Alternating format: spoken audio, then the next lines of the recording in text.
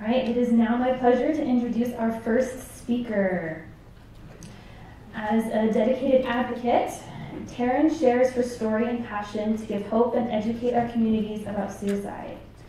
She is a survivor of her own attempts, as well as a survivor of suicide loss, losing her father, Taryn Aiken, on October 5th, 2002. Taryn is a founding member of the Utah chapter of the American Foundation for Suicide Prevention and currently serves as the area director for Utah and Nevada. Taryn is a certified Safe Talk, Connect, Postvention, and mental health first aid trainer, facilitating hundreds of seminars to many different groups.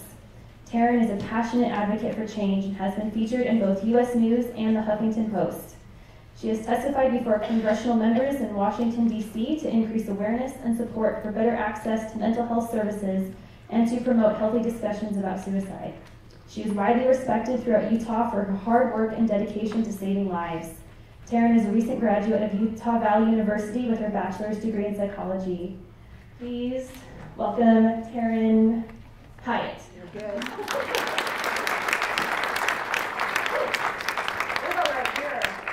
Blinded by the light. Good morning. It's an honor to be here with you today. I'm looking forward. Oh, so sorry. Where do you want me? There you go. You're right in the light? Yeah. Forget we're being live streamed, so I have to mind my P's and Q's. At any rate, it's an honor to be here with you today. I appreciate the prayer. I prayed a lot this morning. Just really inviting, me down a little. Just really inviting our minds and hearts to be open as we have this discussion today, and really invited my higher power to make sure that my mouth says what I want or what he wants me to say. So I just appreciate that. The PowerPoint I'm going to share with you today and the conversation I want to have with you is one that is titled Talk Saves Lives. It was created through the American Foundation for Suicide Prevention. As was shared in that bio, I did not, as a little kid, it was not my plan to grow up and be a suicide prevention advocate. Suicide was something that touched my life in such a personal way that I knew that we needed to start having this conversation in a more meaningful way. So 16 years ago, after losing our dad, I got online, and this is way back before Google. Remember the AOL dial-up days? I got online and I typed in the word suicide. And what came up for me that day was the American Foundation for Suicide Prevention. As I began reading and trying to understand and trying to find answers to that infamous question of why. Why did he die? What could we have done? What did we miss? All those things that survivors do. I had my own personal experience, so I knew on some level why he was where he was at and what happened. But what I needed personally was information to be able to share. Because we experienced a lot of those comments, like many of you who've been touched by suicide, where people said things that were often hurtful, not intending to be, but just because they were uninformed. Things like he was selfish or he was a coward, and how could he do that to you? He was now in hell, and all those fun terms that we hear. So I want to start today with a mantra, and this has been a soapbox I've been on for 16 years. But this is a really valid point that you guys, we have to start here if we're going to change the tide of suicide death in our country, and if we're going to change the tide in our state, okay? Suicide is a health issue. It's a health issue. We have to embrace that as communities if we're going to do something different. Again, notice it does not say up here it's a sin. It doesn't say it's a crime. It doesn't even say it's a choice. And those are a lot of the myths that are still perpetuated about suicide, okay? It's a health issue. If it's a health issue, we discuss it openly like we do every other health issue. We provide treatment for it. There's access to care for it. We don't feel ashamed if we're suffering or thinking about it. We talk openly about it like we would any other health issue, okay? The other thing we need to know about suicide is it is a preventable form of death. Not always. Please, if you are currently sharing suicide as 100% preventable, stop, because it's not. One, that causes a lot of shame for those of us who are left behind, because we already beat ourselves up wondering a lot more we could have done. And you guys, it can be if we recognize it, if we seek help for it, if treatment's available and it's good treatment. We have a lot of gaps in care right now that we still need to mitigate in order for us to be able to eradicate suicide from our societies. It can be prevented when we get educated, and that's what we're hoping to do here today. is, again, give you some of those indicators that let us know when a person is struggling. How do we recognize them? What do we say? How do we reach out? Suicide is an interesting cause of death, too, because it's the only form of death, really, that, again, those of us left behind sit and beat ourselves up. You know, when my loved one dies from cancer, I don't go, oh my gosh, if I would have called that one last time. Or man, if I hadn't have said that thing. But we do that with suicide. We hold this personal accountability. So what I've learned over these last 16 years in doing the work that I've done is it's not my job to prevent every suicide. I used to take it so personally. When I would be working with an individual and we would lose them, I think, oh, I failed. I can't save everybody. And we need to shift our thinking in suicide prevention. It's not our job to prevent every suicide. What our job is to provide people options and to make sure that they know that there's other things that are available to them and out there to get them help and support. This is my little sister Mandy. She and I walk in these overnight walks all across the U.S. This year we'll be walking in Boston for our second time. First time we walked in Boston, it was a small hurricane. Seriously, 60-mile-an-hour winds, torrential rain the entire night. And we walked 16 miles through the night, out of the darkness and into the light. And I love those walks because they're profound. They show us exactly what we're talking about here. You know, we start out that walk really excited and energized about what's ahead of us, and we're with thousands of other people who've been touched by suicide, and it's kind of a fun experience, which might sound weird. But as you glean on through the night, you know, you get to about mile 8, and then that wind and that rain comes in your face. You say, can I be done yet? There are many times in that night I want to quit. I want to quit. And then I hear a voice that says, you can do it. Keep going. And I go, you're right, I can. And then I remember I just got to put one foot in front of the other. And that's what gets me home. And I believe that we're all here to walk each other home on this journey. We're not meant to do this life alone. So thank you for being here today. Thank you for being willing to take part in a discussion that's going to shift the way we used to look at suicide so that we look at it differently now, so that we can be helpful to those who can still be helped.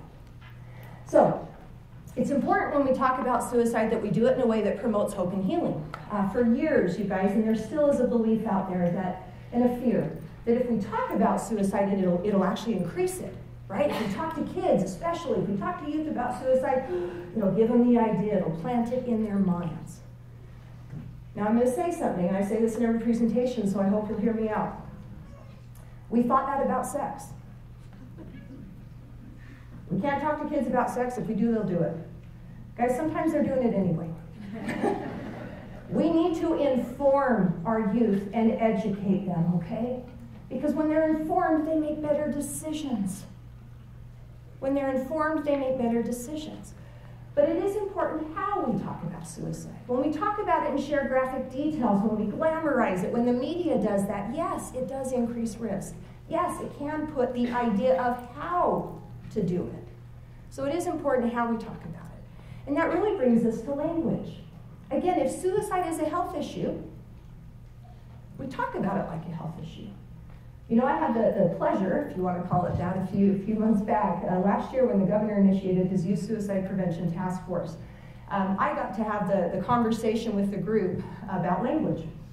And one of the people that was in that group was Elder Rasband from the LDS Church. And as I started to talk about language and how we don't use the term committed because we don't believe this to be a crime or a sin, and we know more today. You guys, the term committed has been used around suicide forever because it used to be a crime. You could be criminally charged for making an attempt on your life. Think about that. Think about some civilizations. Some folks couldn't even be buried in the ground if they had died from suicide because it was considered such a taboo and a tarnish on the family. So there's been all this stigma that has surrounded this forever. And again, a lot of religions still believe that it's a sinful act. You know, and so as we have this dialogue and we talked about what we know and that we're going to use terminology surrounding it, you know, I remember Elder Rasband coming up to me after and he said, wow, never heard it explained like that, I never thought about that. And I don't know if any of you pay attention to the church's website and the great movement that they've taken with suicide and the prevention of it and the resources that are available now on you know, the LDS's church website. But, you know, Elder Redmond's just done a series of videos, and I was so overcome.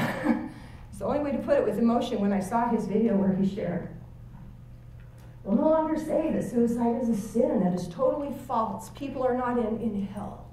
Our Heavenly Father welcomed them home. He knew their struggles. He knew what they went through, and it is up to Him to decide. What a powerful turn of events. Because think of how many loved ones have lamented over the loss of their loved one, not been able to talk about the loss of their loved one for fear of what our community thought, or maybe what they thought about where they were and the eternal fate of their soul. We know better, we do better. That's it. When we know better, we do better. And we know more today, so we need to shift the way that we've been doing things, and I appreciated that. So again, you'll notice the terminology used here. You know, we say they died by suicide, ended his or her life, or they killed herself. I also look over here. These are some terms we hear with suicide attempt. Sometimes we use the terminology they failed, or it was unsuccessful, or we even use the term sometimes completed. This isn't a task we're checking off a list. Again, if it's a health issue, let's utilize language surrounding a health issue, okay? So here's what I hope to accomplish with you in the next 45 minutes that you get to listen to me speak. I am going to talk to you a little bit about the scope of suicide, what's happening currently. I won't spend a ton of time here because I've got a lot to say and I could talk about this all day long. But again, we're going to have a Q&A, so if there's more questions you have as far as specific data, I'm happy to address those in that portion. Share with you a lot about the research. Okay, what do we know? We do know a lot about what causes suicide, but guess what? We have a lot of room to grow and improve here as well. Okay, there's a lot we don't know that we're still speculating. And we'll touch on what we can do as humans right now to invest and help make sure that we get the dollars needed to address suicide in a meaningful way. We'll look at, again, basic prevention. Okay, what can each one of us do to keep ourselves safe and help our loved ones? Okay? And then the role that we can each play, because there is stuff we can do. There are things that you can take away today to implement that can help a person who's struggling with thoughts of suicide to stay safe. Again, what I hope to impress upon you, especially those of you who've been touched, I invite you to be kind to yourself. You might hear things today that are maybe warning signs your loved one gave that you didn't know were warning signs. Or if you were like our family, we knew exactly what they were, but we just didn't know what to do. We didn't know how to help. So today's not the day to beat yourself up anymore. Today's the day to find forgiveness for yourself. You did the best you could with what you knew. And what we do now is we look for ways that we can help people who can still be helped moving forward. Can I have your commitment on that? Anybody gets out their shame stick, I'm going to come pull it away from you, okay? All right. So what I hope to impress upon you here is just to see the gravity of really what's taken place with suicide, not just in Utah, but nationally. We know that in the world, over 800,000 people die from suicide every single year. That's a suicide every 40 seconds. Okay, so this is not a Utah problem. This is not an LDS problem. This is not a youth problem. This is a human problem. It's happening across the world, okay, so we need to address it. This is a huge opportunity for prevention right here. Half of all people who die from suicide utilize a firearm in which to do so. Several years ago, our state legislature initiated a study to look at gun deaths in Utah. You can find a complete detailed breakout of that study on the health department's website. What we learned specific to Utah is that 86% of all gun deaths in our state are suicide. Guys, that's huge. That means that if you own firearms, the likelihood of someone in your home needing that for protection versus the likelihood of them using it on themselves in a desperate moment of crisis are drastically different. So locking up our guns, storing them safely, removing them from the home if needed, is all ways that we can help to reduce the suicide rate. If we even look at that, half of all the suicides in the world, if we just got half the people who own firearms to lock those things up and store them safely, guess what? We could dramatically reduce the suicide rate right there. So this actually is a hopeful thing for me. This is an area each one of us today can take action, concrete action, to keep people in our lives safe, okay? We know that in the U.S., suicide is still the 10th leading cause of death. This is one of those causes of death, you guys, that really hasn't seen much of a movement as far as like declining. It's been on the rise for the last 20, 30 years. In fact, we did just get the newest CDC report data. We actually went up. We're sitting at about 46,000 people in the U.S. who died from suicide. On a positive note, though, I will share with you, last year in the state of Utah, we had about 662 deaths. That number still hasn't been completely confirmed. We did not see an increase last year in the state. Do this right now. That's good. For those of us who've been doing this work a long time, we're like, yes, please say that something we're doing is finally working. Because we need to see this number plateau long before we're ever going to see it go the other way, okay? But that's a victory. We want to build on that. We slipped from number 5 to number 6. When I started doing this work, we were sitting at number 3, so we're moving in the right direction. But let's keep it going, okay? And we'll look at again more how we can better address this in just a moment. Here's the other thing that's important to note, though. For every person who does die, it's estimated that 25 people attempt. Now, these are the people we need to be talking to. Okay, our government, our legislature, again, invested in a position in the ME's office to do psychological autopsies specific to suicide death so that we could learn more about these people who we were losing and what was happening and you know, were they involved in care, what was going on in their lives. Well, that takes a lot of work. Those of us who've had attempts, guess what? We can tell you right now. This is what was happening. This is what led up to my attempt. This is what was going on. This is what would have helped me. And this is what didn't help me. We need to hear from you. We need to hear from you, okay? When I look at the impact that suicide has in our communities, we know that it's great.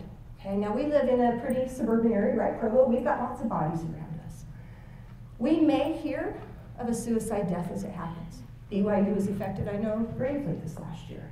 My daughter attends here. She's a freshman here. I remember vividly that day in the Tanner building what went on. And I rushed over and sat with her and her friend who witnessed that and was a part of that.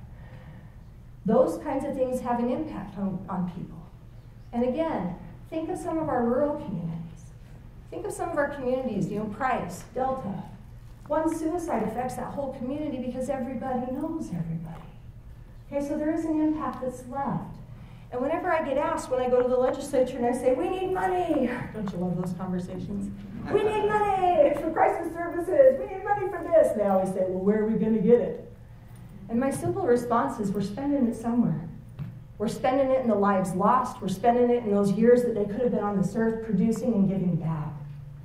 But we need to invest in research to better understand this leading cause. When we look at the dollars that are given, okay, currently right now in the U.S., suicide has been getting roughly about $37 million.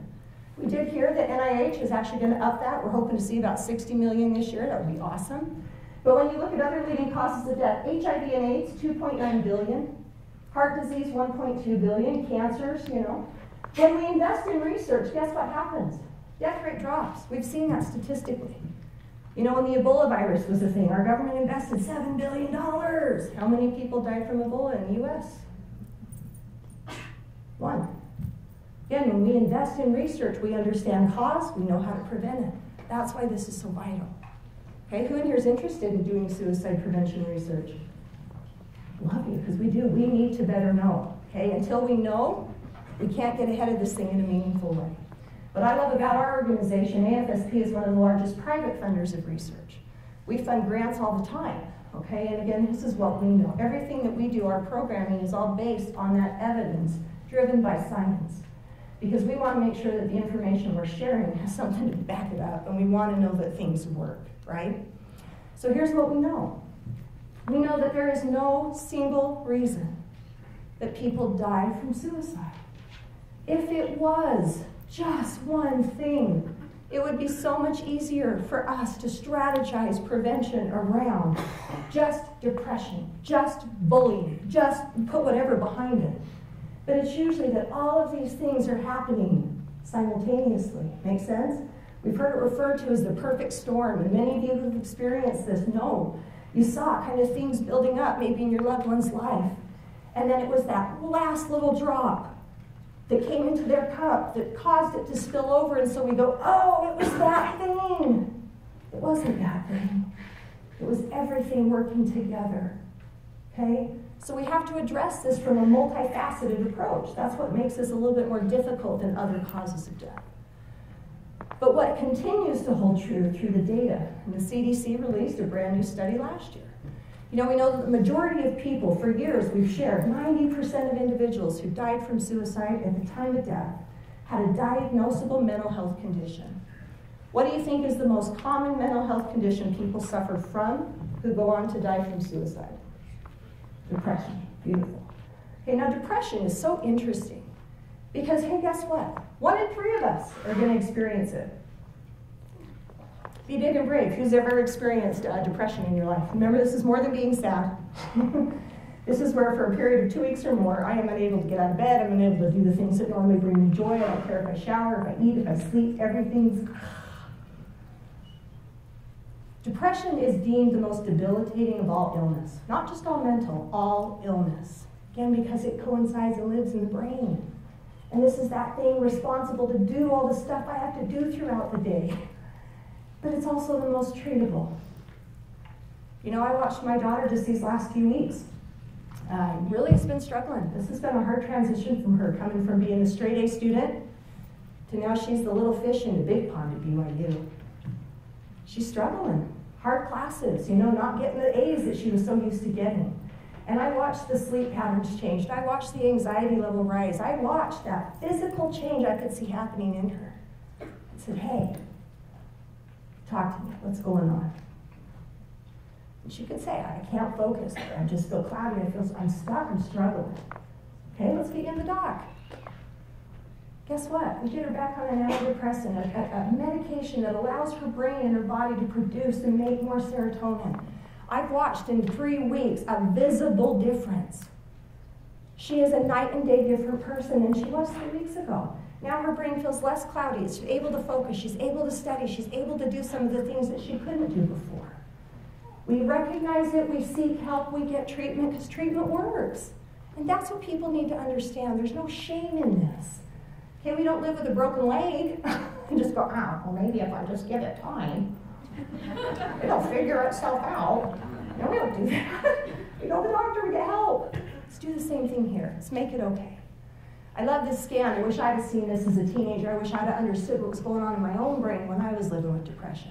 This is an fMRI, so again, it's showing function inside of the brain. When you notice this depressed brain, blue means the least amount of activity happening in the brain. Where's the least amount of activity happening, folks? Prefrontal cortex. What's that part of your brain responsible for? Everything you do. Decision making, logical thinking, right? What part of the teen brain doesn't fully form until age 25? That part. Remember as a teen, you acted impulsively, you made really dumb decisions. And then when you made said dumb decision, mom and dad looked at you and they're like, what were you thinking? No, I wasn't. Like, we have to have compassion and teach our youth to have compassion with themselves, that part of the brain doesn't work yet. And when it's compounded with a chemical not even working to help it do the things it needs to do, man, getting help and treatment for it is vital, okay? Here's what else we know, though. Just because you have a mental health condition does not mean you will go on to die from suicide. Like any other health issue, when we recognize it, when we get treatment for it, our outcomes are good. What we know, though, is most people will live with a mental health condition untreated for up to 10 years before getting an accurate diagnosis. That's like being stage 4. We know what stage 4 means in other illnesses like cancer. At that point, it's very difficult to treat. So again, early identification, early treatment, man, better results. And guys, they say that most of our young people, okay, will experience their first onset of a mental health condition by age 11. What else is happening in the body around age 11? Puberty. Remember?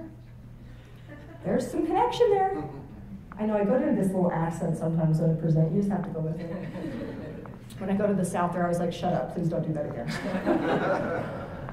All right, again, here's what we know through research. We have done, our specific organization had a grant that funded cadaver studies. They tested over 100 brains of individuals who died from suicide. As they dissected these brains, what they saw consistently were abnormalities in parts of the brain responsible for how we respond to stress. So parts of the brain like the amygdala and the basal ganglia had hardening, okay? And again, when we think of the brain is the consistency of soft butter. So for it to have parts of it that are hardened means it's not working. So we know that there is consistent evidence that people who die from suicide have something happening inside of their brain, okay? Here's what else we know. And this is a big, hopeful statement too. Again, this is a shift. A lot of people who've heard about suicide, they think, okay, well, suicide means to kill oneself. So if a person's suicidal, they must want to die. Not true. It says that most people who are suicidal are actually ambivalent. And here's a note to self. Remember, teach this to your kids. Big words, picture.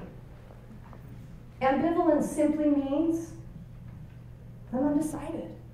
Part of them may want to die, yes, but guess what? Part of them also wants to live. That's why they're still here. Yes, there are some who are going to be intent on dying because they're in such a place, their brain is so distressed, they might be experiencing things that there is no hope there. But most of us who felt suicidal, it's not that we want to die. It's that we just don't know how to live with what's happening in our experience right now. We want it to change. We don't know how to change it. And I invite you to think about what the brain does when we feel threatened. We go into what? Fight or flight mode. And the perspective of an individual who is contemplating suicide, a very similar experience is taking place. I always use the analogy of 9/11 because for me it makes sense. When those planes hit the towers and the towers started to burn, what did we see the people at the top start to do? Jumped. By definition, they killed themselves. None of us sat on our couch and said, wow, you coward, how selfish of you, you sure took the easy way out. Did they jump because they wanted to die? No. They jumped because they were desperate to escape unbearable pain. Their thinking was anything but rational. It was very limited in that moment, and they were just trying to escape the thing that was hurting them. Okay? If we can look upon individuals who are experiencing mental health crisis and have compassion, again, we all look at an individual experiencing physical pain and we go, oh, what can I do for you? Let me help you. Oh, you're giving birth right now. Oh, that's terrible. Oh, your leg's broken. Oh, you're throwing up. Like we immediately administer aid. But when a person is struggling emotionally or mentally, we go, oh, come on, suck it up. You'll be fine. Pull yourself up by your bootstraps. Again, our approach can be different. Instead of, why are you acting like this? Man, how can I help? Okay, how can I help? So, who's at risk? Who's at risk to have thoughts of suicide? Everybody. Okay, none of us are immune, and that's what we've learned. We've learned that time and time again. Check on your strong friend. Check on the one you think has it all together. We see it over and over. It doesn't discriminate, again, because it's a health issue. Now, obviously, individuals who are experiencing certain risk factors have an increased risk. We know that when we experience health conditions, these could be physical or mental. Chronic pain, brain injuries, those are health conditions that can contribute to suicidal thinking, just like mental health conditions such as substance use disorder, bipolar disorder, depression, anxiety, yes, they can contribute. Individuals who have family history. How many of you know what your family history is for other health conditions? Just me? Yeah, come on, we know. Now, why do we even investigate and learn about our family history? What is the reason we even want to know what my family history has? Because hopefully we're going to take measures, right, to keep ourselves safe so that doesn't become my outcome. I can take steps today to prevent that. That's why we learn history. But people who have a family history of abuse, trauma, neglect, have witnessed things, family history of mental health conditions, suicide, yes, they have an increased risk. And the one I think that is most often overlooked is this one. What is happening in that person's environment? What have they been exposed to? What do they have access to? Now again, when all of these are happening at once, perfect storm. Thomas Joyner has a great theory about suicide risk. He says, when we see people who are experiencing what we call low belonging or thwarted belonging, they don't know where they fit. They perceive themselves to be a burden. Whether that's true or not, that's their perception. And they have the ability to enact lethal harm. When we see all three of those, again, we know that is an increased imminent risk, time to take action. Okay? Now, I'm going to talk for just a moment about another group in our community that has increased risk and some different risk factors that some of us will never have to experience. As a heterosexual woman, I will never have to experience some of the things that our LGBTQ community does. When we refer to LGBTQ, it's an umbrella term. It's how we describe people's sexual orientation Remember, this is just that enduring feeling of romantic or maybe even sexual attraction to another person. Their gender identity, this is how they deem themselves to be regardless of what they were born as, and then how they express it. And again, the expression doesn't indicate orientation. Expression doesn't indicate identity. But these are things that we need to be familiar with and learn more about so that, again, we can offer compassion. We know that they have an increased risk for suicidal thought, 3 to 4 times more likely for LGBT youth. Transgender individuals experience heightened risk, 8 to 10 times more likely to experience thoughts of suicide. Why? Why? Again, additional risk factors that some of us may not have to experience. This holds true for a lot of minority groups. Okay, being discriminated against, being targeted and victimized, rejected from your own family. Imagine having those people that you were born into this family that they're supposed to love you and have your back saying, I don't accept you. You need to go. Okay, what that does to an individual. The bottom one is one that I think, again, is often overlooked, internalized homophobia. That means they have this internal battle of who they think they are and hating oneself because they want to be different. They want to change. And they don't know how. We, again, as communities, need to do a job. Okay, we need to educate ourselves. We need to figure out how we can support. You don't have to change your belief system to support and love another human. And that's the steps that I hope we can take as a society. You don't have to change what you believe. But man, let's do a better job of loving each other. Deal? There's a reason I wore my shirt that says love will save the day. All right. So here's what we know. Again, sometimes we'll see that last event, the heartbreak. I always think of this slide like an iceberg. We see what people allow us to see, what's on top of the water. We don't always know this other stuff that's happening underneath the surface, right? Because again, we live in a culture where we want to look like we got it all together. How many of you don't have it all together? Come on, whose sock's falling down in your shoe right now? Right? None of us have it all together. Man, let's just embrace that and be a little bit more real and show people what it looks like. This last summer, when we had those high-profile suicides of Anthony Bourdain and Kate Spade, Brene Brown, who is somebody I love her work because she speaks to me on so many levels, but she made a comment that I thought was so profound. She said, as parents, as adults, if we don't model help-seeking for our youth, where are they going to learn it? And will they ever attach value to it? If they don't see us getting help and support, where will they learn it? As a mother, this has been a discussion in my family for years. That's why when my daughter was struggling, it was easy for me to say, hey, guess what? We need to talk about mental health. Hey, have you thought about suicide in the last few weeks because of what's been going on in your mind? We have those conversations. She's seen me go get help. My kids have watched me deal with a drug addiction and an alcohol addiction and now live in a sober life. We model that so we show that it can be done. It's okay to tell some of those stories that you did as a youth so your young person can go, wow, you are just like me. Because sometimes don't they look at us like we have two heads? You would never understand me. You remember thinking that about your own parents? They would never understand you? When they did, okay? So we often attribute, again, the death to this last thing, but we need to know the whole picture. And we get to know the whole picture when we be open and vulnerable and willing to share with each other what's really going on. Again, this is why research matters.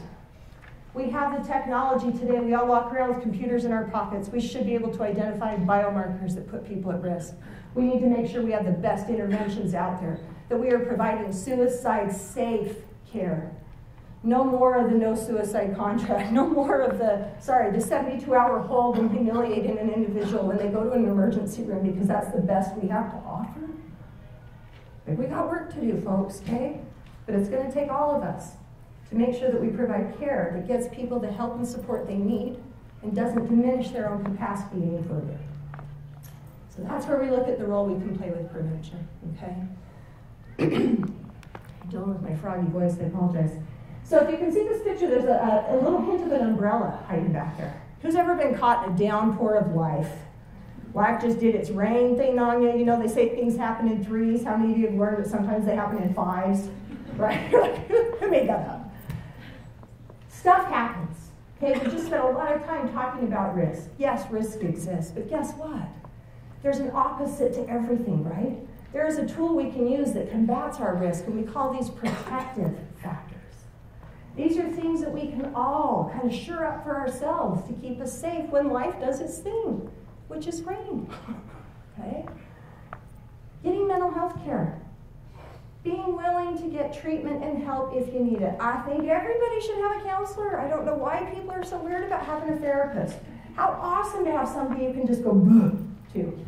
I mean, I say things to my therapist that I could never say to my husband, because he'd look at me like I had two heads. My therapist listens and can help me kind of, okay, wait a sec, let's maybe reframe that. Let's maybe look at that in a different way.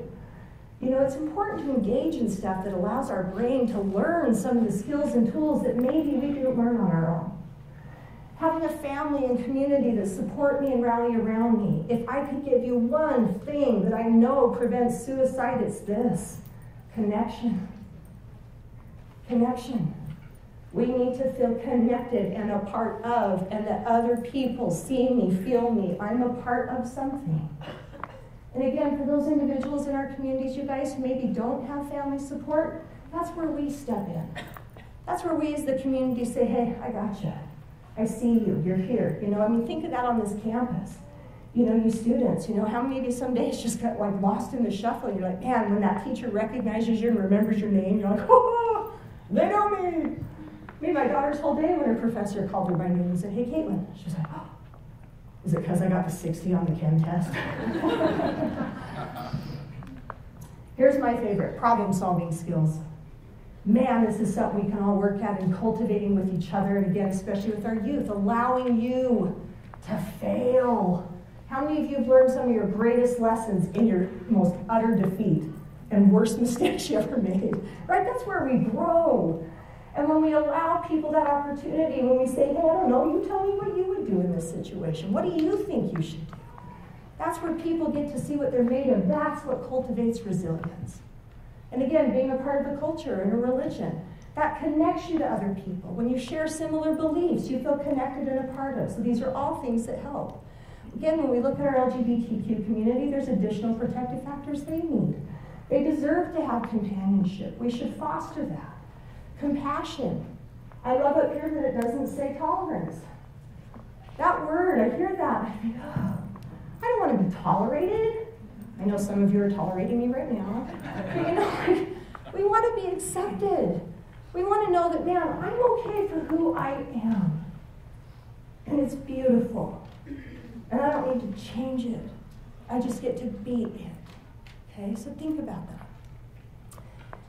I could preach all day about this, I won't. Mental health care, huge ingredient. Huge ingredient. How many of y'all do something nice for your brain every single day? You let your brain have a moment of just peace, checking out, rest, right? Sometimes I hide in the bathroom when the kids get home and I'm like, don't say my name for 20 minutes. We call that self-care, okay? But you gotta do something nice for your brain every single day. Again, this could look different for each of us.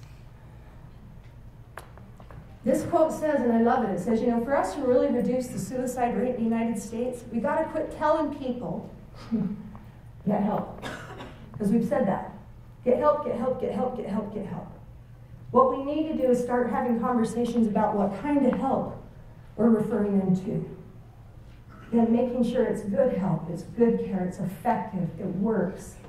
Using evidence-based therapeutic practices. We need to ensure that we're providing that kind of support if that is the role that we play in the community as a health provider, okay? Let's make sure that we're giving care that is effective.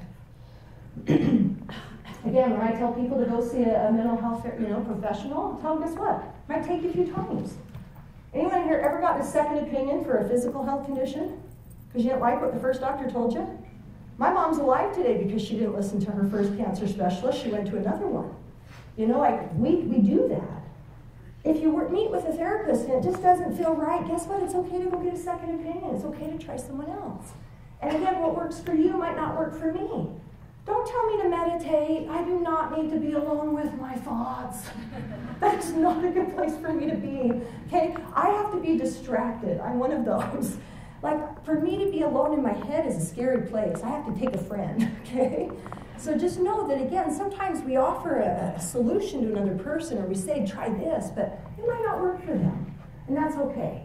So find what works for you and engage in those kind of strategies. Whenever I hear a person start to tell me that they're struggling, or I can see that decline, like I saw with my own daughter, we need to start looking at the basics. Go back to your foundation. Go back to those basic physical needs and see if you're meeting them. You know, are you eating? And what are you eating, right? When I start my day with a breakfast Coke, maybe not as good as when I start my day with a breakfast sandwich or something that might give me some substance. You know, am I getting sleep? I sleep in shifts. Does anybody else do that? You're like out for 2, up for 2, out for 2, up for 2. I would love to have one night of like 6 uninterrupted hours, working on it. I've learned that sleep is like a skill that we have to kind of invest in. For some, it comes easier than others. You know, managing stress. What tools do you employ that help you when your life gets overwhelming and stressful? Remember that lovely hormone that is released when our bodies are stressed? Cortisol? It doesn't do much good for us. So finding ways to manage it and mitigate it and taking care of ourselves. Check your foundation first. Remember, self-care isn't always the bubble bath. Okay, self-care sometimes is, man, I went and I worked out, or man, I actually ate today, you know, before 3 p.m. So look at those things and see first. Once I've started addressing these needs and I still feel, then I know it's time to get back to my mental health professional or to seek assistance from somebody else and see what else maybe needs to be supplemented in, okay? And then again, for us in our communities, man, we can do a good job of supporting. You know, I always share this. When our dad died from suicide, nobody came and brought that creepy green gel with the carrots in it. And I'm glad. I don't like them. I'm sorry. I know it's a thing here. But, and again, it wasn't that people didn't care, right? It wasn't that they didn't care as to why they didn't come. Why didn't they come? They didn't know what to say, right? So that meant that we didn't feel supported. We felt like, oh, okay, we got to figure this out on our own. Offering support for individuals who've lost somebody, who've had an attempt. Again, I think of all the surgeries I've had in my life. I've had 5 back surgeries. You bet people showed up after those and brought me meals and helped me out. But after my suicide attempt, yeah, nobody came. Again, because they didn't know what to say. Keep in mind, you don't have to have the magic words. You don't have to fix it. You just show up and say, I'm here. Man, I'll sit in the dark with you till you can look on the bright side. You don't have to go through this by yourself. For a lot of us, that relieves the burden. Because how many of you are fixers? Raise your hand, come on. There's a good codependent in here. There's a group for that. You know, we have to learn that self-care and that boundary of, I can't fix whatever's happening for you. I can't. And I have to sometimes abandon my need to want to and allow you to have your struggle, but be here with you while you do it. Okay, so think about that. Again, the most important thing we could do when a suicidal individual is struggling is give them the gift of time. They say on average, you guys, people from the time they're struggling to when they think to act, it's about a 10 to 15 minute window. It's usually a pretty quick time frame. So again, ensuring that your environment is safe, that you don't have access to stuff in that moment. To buy time gives people a chance to get through that crisis. And that's what limiting access is all about, and we've touched on that. All right, so here's where we're going to spend just the last few minutes of time that we have. And really, this just helps us look at the role that we can each play, okay? We know suicide's an issue. We've talked about that. We've talked a little bit about what causes it, what we know. We've looked at ways that we can each kind of prevent, you know, for ourselves and others. But now what active roles can we take? How many of you have ever been around an individual that just by being around them, you knew something was up? We have to seize those awkward moments, okay, and be willing to just have a conversation. To just be willing to say, hey, I see you. What's going on? Are you okay? And when we ask the question, the best part is we got to be willing to hear the answer. I'm guilty of this, whereas I'm walking down the street, you know, I'll see somebody and I'm like, how are you? And I keep walking, right? Like we use it as a greeting as opposed to like, hey, how are you? I'm actually going to stay here and listen to your answer. You know, we need to look at sometimes the way that we interact with one another and that willingness to have a conversation with somebody. What we know is that there are typically warning signs that individuals who are distressed and thinking about suicide give, and this is why. Go back to the ambivalence. It's not that they want to die. That's why they give clues. They give indicators that they're distressed because they want help to stay alive. That's true for most, okay? So we watch for the warning signs. When we see them, we reach out. We say something. We encourage or try to get help for the person. And then again, if they have access to something lethal, we want to do everything we can to secure that or mitigate that or talk to them about that, okay? Now, when we look at the warning signs for suicide, I always share they come in three flavors. Sometimes you'll see one of these, sometimes you'll see all of these. And they're very different for individual people. But it usually falls in the category of things people say, the behavior they're engaging in, and the energy they're giving off, okay? How many of you have heard people say statements that were very hopeless that you kind of went, they're not okay just by the words that they're using, right? I'm tired, I can't do this anymore, nobody cares about me, everybody would be better off. You know, FML, when I hear that one, I'm like, okay, let's actually talk about what that means. Are you really in that space? Because if you are, help me. I want to help you. Tell me what's going on.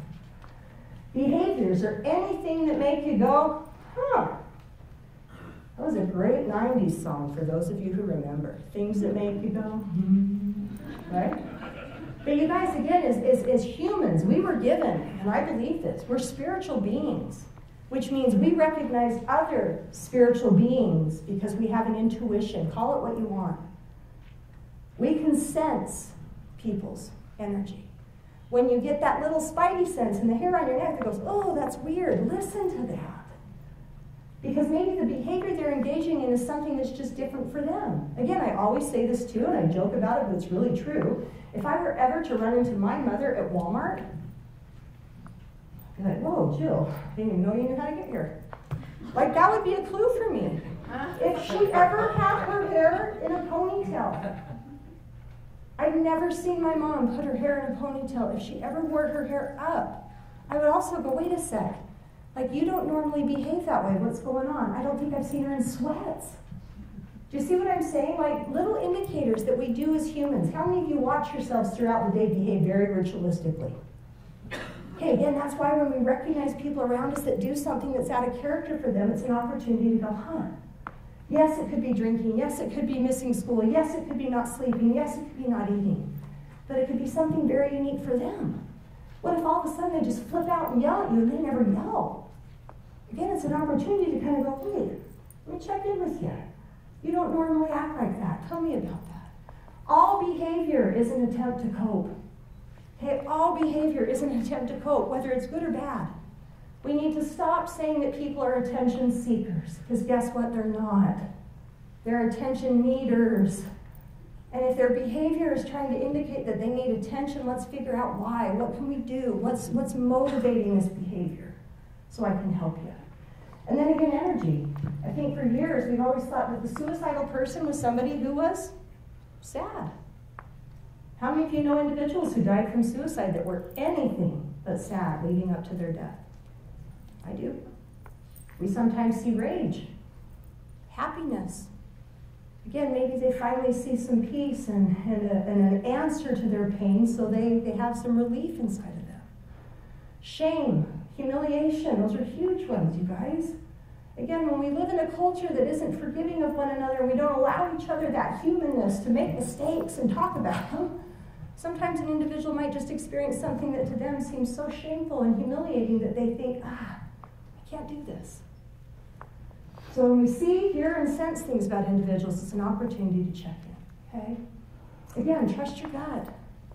I always say this, assume nobody else is going to do anything. Assume you're the only one. Again, you don't have to fix it. You just got to be willing to say, hey, I see you. Tell me what's going on, and then be willing to listen. Whenever I look at, kind of how do I reach out to a person, I say, there's obviously some tips and tools that we can use. Do it privately. You don't have to embarrass the person. You don't have to make it awkward. You can't. It's not going to go well. Talk to them in private. Share compassion and concern. If you come in with judging statements, it's not going to be a good interaction. But when you come from a place of love and concern and I care about you and you express that, you make a person feel safe. When we feel safe, guess what? We're willing to open up. Because we know you're somebody that will hear my pain and allow me to say it out loud. I love the, avoids. I think the best way to sum up this slide is just don't should on people. Have you ever been told, well, you should do? And you're like, oh, great, thanks. Right? We know that. Don't should on people. Nobody wants to be told that they should do this, they should do this. In a moment of crisis, advice giving isn't helpful. They just need to feel heard. They don't need to know what steps to take next. Again, remember, the brain might not even be in a place where they can hear that. They just need to know that somebody cares enough to listen to them, and then maybe we can figure out the next steps with somebody else, okay? So again, stay with them, escort them to a mental health counselor if you can. If it's here on campus, you can go to the counseling center, you can go to the Wasatch Mental Health, they have a receiving center, there's so many resources. You can call the National Suicide Prevention Lifeline, you can talk on the phone to somebody and just get an idea of what steps need to be taken next. But stay with them, keep them safe, and again, get them to somebody who can do the next step of intervention and figure out where we need to go from here. We've been doing a lot of work, you guys, to get this to a 3-digit crisis line.